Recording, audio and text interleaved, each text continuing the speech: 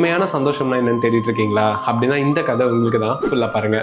ஒரு ஊர்ல வாழ்ந்து வந்த ஒரு சின்ன பையன் அந்த நாட்டோட அரசர்கிட்ட உண்மையான சந்தோஷம்னா என்ன அரசரேன்னு கேட்கிறான். பதிலுக்கு அவரும் சிரிச்சுக்கிட்டே உன் கேள்விக்கான பதில நான் சொல்றேன், அதுக்கு முன்னாடி நான் சொல்ற ஒண்ணு நீ செய்யணும்னு சொல்றாரு. இதுக்கு அந்த பையனும் சரின்னு சொல்ல அவன் கையில ஒரு ஸ்பூனை கொடுத்து அதுல கொஞ்சம் தண்ணியை ஊத்தி அரண்மனையை ஒரு ரவுண்ட் அடிச்சுட்டு வா, பட் நீ திரும்ப வரும்போது இதுல இருக்க தண்ணி ஒரு சொட்டு கூட கீழே சிந்திருக்க கூடாதுன்னு சொல்றாரு. அந்த பையனும் ரொம்ப கவனமா தண்ணியை கீழே சிந்திரக்கூடாதுன்னு பார்த்து நடக்க ஆரம்பிக்கிறான். கொஞ்ச நேரத்திலேயே அவன் திரும்ப வந்ததும் அரசர் என்ன பையன் அரண்மனை எப்படி இருந்துச்சுன்னு கேட்க, பதிலுக்கு அந்த பையன் நான் ஸ்பூன்ல இருந்த தண்ணி மேல முழு கவனம் செலுத்தினதுனால உங்க அரண்மனையை என்னால ஒழுங்கா பார்க்க முடியலன்னு சொன்னானா. உடனே அரசர் அச்சோ என்னப்பா இப்படி சொல்லிட்ட, நிறைய பிரம்மாண்டமான விஷயங்கள் இந்த அரண்மனையில இருக்கு, நீ இன்னொரு ரவுண்ட் சுத்திட்டு வான்னு அனுப்பி வைக்கிறாரு. இந்த டைம் அந்த பையன் திரும்ப சுத்திட்டு வந்து அரசரே எவ்வளவு பெரிய தோட்டம், அழகான பெயிண்டிங்ஸ், லக்ஸரியான பொருட்கள்னு உங்க அரண்மனையும் பிரம்மாண்டமா இருக்குன்னு சொல்றான். பதிலுக்கு அரசரும் அது இருக்கட்டும் உன் ஸ்பூன்ல இருந்து தண்ணி எங்கன்னு கேட்க, அப்பதான் அவனுக்கு புரியுது அரண்மனையை சுத்தி பாக்குறன்ற பேர்ல தண்ணியை கீழே சிந்திட்டோம்னு. இப்ப அரசர் சிரிச்சுக்கிட்டே சொன்னதுன்னு தெரியுமா, ரெண்டுத்திலயும் பேலன்ஸ் பண்றதுதான் உண்மையான சந்தோஷம். சில பேர் வேலைன்னா உங்க பொறுப்புகள்ல ரொம்ப கவனமா இருப்பாங்க,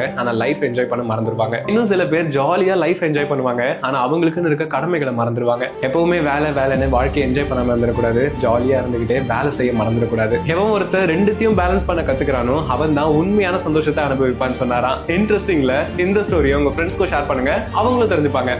வரைக்கும் யார்கிட்டயாவது எதையாவது குறைய கண்டுபிடிச்சுக்கிட்டே மனுஷன் வாழ்றானே தவிர நிம்மதியா வாழ்றான. காட்டுக்குள்ள போனாங்க, ஒரு குயில் அழகா பாடுச்சு. நம்மால் குயில்கிட்ட போய் சொன்னா, நீ மட்டும் கொஞ்சம் கருப்பா இல்லாம அழகா இருந்தேன்னா நல்லா இருந்திருக்கும்.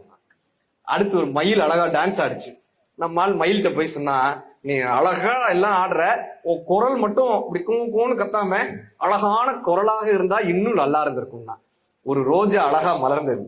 நம்மால் ரோஜாட்ட போய் சொன்னா, நீ அழகாதான் மலர்ற, ஆனா உங்ககிட்ட மட்டும் இந்த முள் இல்லாம இருந்துச்சுன்னா ரொம்ப அழகா இருக்கும்னா. பக்கத்துல கடல் தாண்டி போடணும். கடலை பார்த்து சொன்னா, நீ நல்ல பிரம்மாண்டமா அழகா இருக்க, நீ மட்டும் உப்பு கரிக்காம இருந்தேன்னா ரொம்ப அழகா இருக்கணும். இப்ப இயற்கை இறைவனுடைய குரல் கேட்டுச்சு, நீ மட்டும் அடுத்தவன்ட்ட குறை கண்டுபிடிக்காம இருந்தேன்னா உன் வாழ்க்கையும் நல்லா இருக்கும். எங்க பார்த்தாலும் ஏதாவது ஒரு குறை பிடிச்சிக்கிட்டே இருக்காங்க. நம்ம ஒரு விஷயம் செய்யும் போது 4 பேர் வாழ்த்துவாங்க, 4 பேர் தூற்றுவாங்க. தூற்றுகிறார்களே என்பதற்காக நாம் அதை செய்யாம விட்டுறக்கூடாதுங்க. ஒருத்தருக்கு குழந்தை இல்ல, அவர் அந்த ஊர்ல அன்னதானம் பண்ண சொல்றாங்க, அவரு அன்னதானம் பண்றாரு. தெரு முக்குல நின்று ஒருத்தர் அந்த விருந்து எப்படி இருந்துச்சுன்னு ஒவ்வொருத்தர்ட்டா கேட்கிறாரு.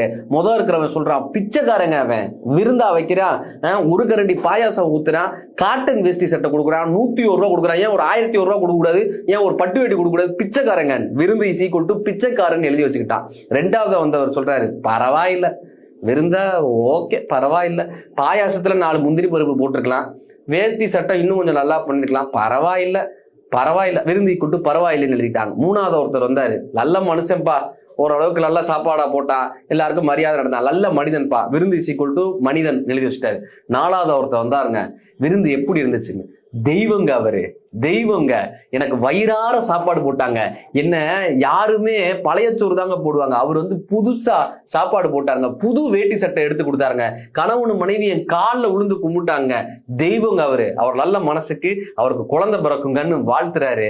விருந்து ஈக்குவல் டு தெய்வம்னு எழுதி வச்சுட்டாங்க. நாம செய்யக்கூடிய வேளையில் சிலர் நம்மை பிச்சைக்காரனாய் பார்ப்பார்கள், சிலர் நம்மை தெய்வமாய் பார்ப்பார்கள். அந்த தெய்வமாய் பார்க்கக்கூடிய ஒருவனுக்காக பிச்சைக்காரனாய் பார்க்கக்கூடிய 1000 பேரை நாம் சமாளிக்கலாம். மேகம் மிதந்தாலும் காகம் பறந்தாலும் ஆகாயம்தான் அழுக்காக ஆகாதென்று சொல்லு.